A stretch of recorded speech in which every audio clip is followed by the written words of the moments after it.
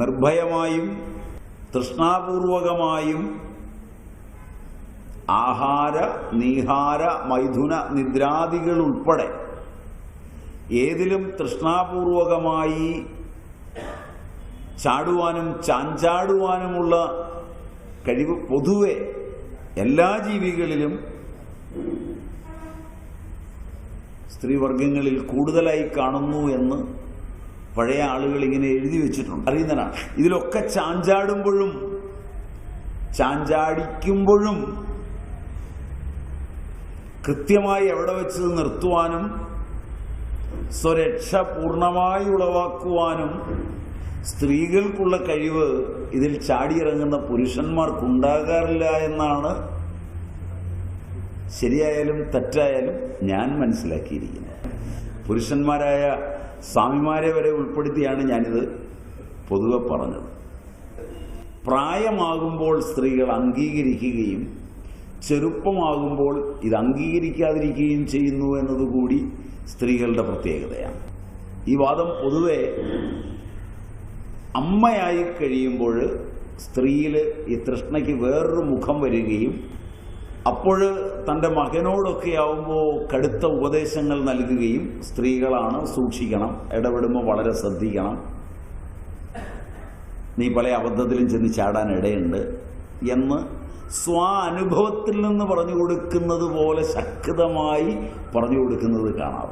മാത്രമല്ല ഏതൊരു സ്ത്രീയുടെയും ചലനം, ഏതൊരു സ്ത്രീയുടെയും തൃഷ്ണാപൂർവകങ്ങളായ പെരുമാറ്റങ്ങൾ ഏത് വിഷയങ്ങളിൽ ഉണ്ടായാലും ആദ്യം അത് തിരിച്ചറിയുന്നതും കണ്ടുപിടിക്കുന്നതും അത് തടയുന്നതിന് ശ്രമിക്കുന്നതും സ്ത്രീകൾ തന്നെയാണ്. തടയാൻ കഴിയുന്നില്ലെങ്കിൽ അവളെ മുദ്രയടിക്കുന്നതും പുരുഷന്മാരെക്കാളേറെ സ്ത്രീയാണ്. ഇങ്ങനെയൊക്കെയാണ് എൻ്റെ ധാരണ. പെശകാണോന്ന് എനിക്കറിയില്ല. ഒരു കുട്ടി ക്ലാസ്സിൽ വന്നു, ഒരല്പം ആഡംബരമുള്ള വസ്ത്രം ധരിച്ചു, അല്പം പെരുമാറ്റത്തിലൊരു വൈകല്യം കാണിച്ചു. അപ്പോൾ ക്ലാസ് എടുക്കുന്ന ആചാര്യനോട് തന്നെ കുറച്ച് കൂടുതൽ അടുപ്പത്തിൽ പെരുമാറുവാൻ വേണ്ടി ചില സംശയങ്ങളൊക്കെ ഉണ്ടാക്കി ചോദിച്ചു. അപ്പോൾ അവിടെ ഇരിക്കുന്ന പ്രായമായ സ്ത്രീകൾ രണ്ടുപേർ അവളുടെ ഒരു സംശയം രണ്ട് കൊടുക്കണം എന്നാണ് വിചാരിക്കുന്നത്. കുറച്ച് കഴിഞ്ഞ് അതിലൊരാൾ, കുറച്ച് ശക്തി കൂടിയ ആൾ വന്ന് ആ ആചാര്യനെ കണ്ട്, ഏതാ സാധനം, സ്വാമി ഒന്ന് സൂക്ഷിക്കുന്നത് വലിയ തെറ്റല്ലെന്ന് പറഞ്ഞാൽ എന്നോട് പിണങ്ങുകയൊന്നുമില്ലെന്ന് വിചാരിക്കുന്നു എന്ന് വളരെ നയപരമായി ഡയറക്റ്റായോ ചിലപ്പോൾ ഇൻഡയറക്റ്റായോ ഒക്കെ പറഞ്ഞു കൊടുക്കാൻ പറ്റുന്നതും സ്ത്രീകൾക്കാണെന്ന് തോന്നുന്നു. കാണുന്നത് അവർക്ക് താല്പര്യമുള്ള ഒരാളോട്, താല്പര്യമുള്ളൊരു വിഷയത്തോട്, താല്പര്യമുള്ളൊരു സാധനത്തോട്. ഇപ്പോൾ ഉദാഹരണത്തിന് പറഞ്ഞാൽ ജൗളിക്കടയിൽ കയറുമ്പോൾ ജൗളി എടുക്കാനായിട്ട് പോയിരിക്കുന്ന കുട്ടികളൊക്കെ എടുക്കുന്ന സ്ഥലങ്ങളിൽ പ്രായമായവർ കൂടെ പോയിട്ടുണ്ടെങ്കിൽ തങ്ങളുടെ കുട്ടികൾ എടുക്കുമ്പോഴും മറ്റു പെൺകുട്ടികളവിടെ കയറി എടുക്കുമ്പോഴും ഒക്കെ നോക്കി നിൽക്കുകയും കുട്ടികളുടെ തൃഷ്ണയെക്കുറിച്ച് വിമർശിക്കുകയും ഒക്കെ ചെയ്യുന്നത് ഈ പ്രായമായ സ്ത്രീകൾ തന്നെയാണ്. പുരുഷന്മാർക്കിത് പലപ്പോഴും തിരിച്ചറിയാറില്ല, പുരുഷന്മാർക്ക് ഇതിനെക്കുറിച്ച് കൂടുതൽ ബോധം ഉണ്ടാവാറില്ല. അതുകൊണ്ട് അറിഞ്ഞായിരിക്കണം, മനഃശാസ്ത്രപരമായി അറിഞ്ഞിട്ടുകൂടി ആയിരിക്കണം. ഇവിടെയെല്ലാം സ്ത്രീവർഗത്തെയാണ് ഉദാഹരണമായി കാണിച്ചിരിക്കുന്നത്. പൂർവാചാര്യന്മാർക്ക് സ്ത്രീകളോട് വിരോധമുള്ളതുണ്ടാവില്ല. കാരണം ഇതെഴുതുന്ന കാലത്തൊന്നും ബ്രഹ്മചര്യ സന്യാസം ഇന്ത്യയിൽ അത്ര പ്രബലമായി വന്നിട്ടുള്ള കാലമല്ല. അതുകൊണ്ട് അങ്ങനെയുള്ള വെറുപ്പോ എതിർപ്പോ ഒന്നും കൊണ്ട് സംഭവിച്ചിട്ടുള്ളതല്ല. അപ്പം ആ കാലഘട്ടങ്ങളിൽ ഉദാഹരണങ്ങളിൽ പലപ്പോഴും കാണുന്നത് ഇങ്ങനെയാണ്. തൃഷ്ണയാകുന്ന പെൺപക്ഷി, ഇത് തൃഷ്ണയാകുന്ന പെൺകുരങ്ങ്. കുരങ്ങ് പൊതുവെ ചപലമാണ്, പെൺകുരങ്ങ് അതീവ ചപലമാണ്. തൃഷ്ണയാകുന്ന കുരങ്ങാവുമ്പോൾ ആദ്യന്തം ചപലമാണ്. തൃഷ്ണ ചപലമർക്കടി, തൃഷ്ണയാകുന്ന പെൺകുരങ്ങ്. അലംഘ്യേ അപി, അലംഘ്യമായ ദുർലംഘ്യമായതിൽ പോലും, ദുഷ്പ്രാപ്യമായതിൽ പോലും, സാധിക്കാൻ പറ്റാത്ത കാര്യങ്ങളിൽ പോലും പദം കരോതി, പ്രവർത്തിക്കുന്നു, പദം വയ്ക്കുന്നു, പദം മുങ്ങുന്നു. സാധ്യമല്ലാത്ത കാര്യങ്ങളിൽ പദം മുങ്ങുന്നു. അപ്രാപ്യത്തിൻ്റെ പ്രാപ്യമാണ് തൃഷ്ണയുടെ ലക്ഷ്യം. അസാധ്യത്തിൻ്റെ സാധ്യമാണ് തൃഷ്ണയുടെ ലക്ഷ്യം. സാധ്യമായതിലല്ല. അതാണ് ലോകത്ത് നടക്കുന്ന എല്ലാ അസംതൃപ്തികൾക്കും അശാന്തികൾക്കും കാരണം.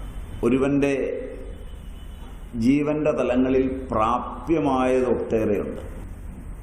അവന്റെ ശരീര പ്രകൃതം കൊണ്ട് ശരീരത്തിന് പ്രാപ്യമാകുന്ന വസ്തുക്കളുണ്ട്.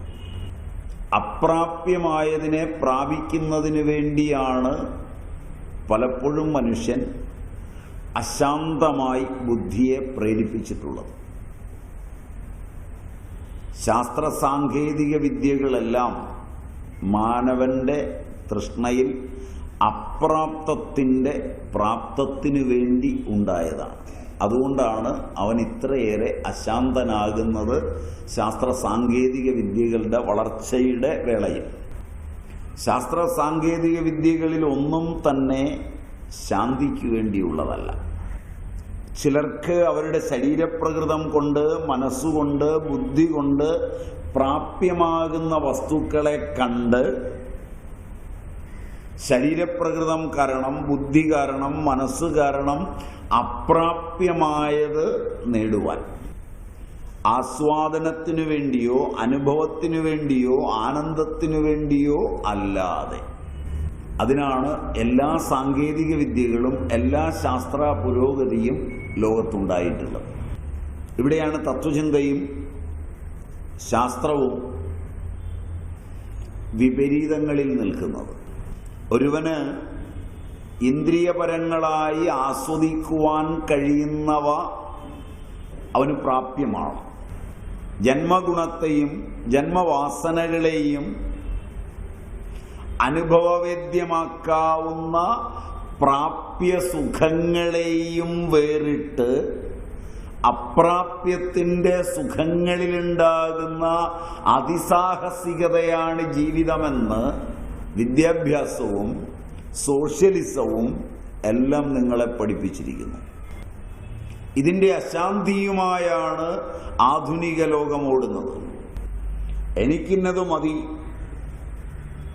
എന്നതിനപ്പുറം എനിക്ക് മതിയാവാത്തതെന്തോ അതാണ് വേണ്ടത് എന്ന, അതാ വസ്തുവും ഞാനുമായി ചേരാതിരിക്കുകയും വസ്തു നശിപ്പിക്കപ്പെടുകയും ഞാൻ നശിക്കുകയും ചെയ്യുക എന്നുള്ളതാണ് ആധുനികത.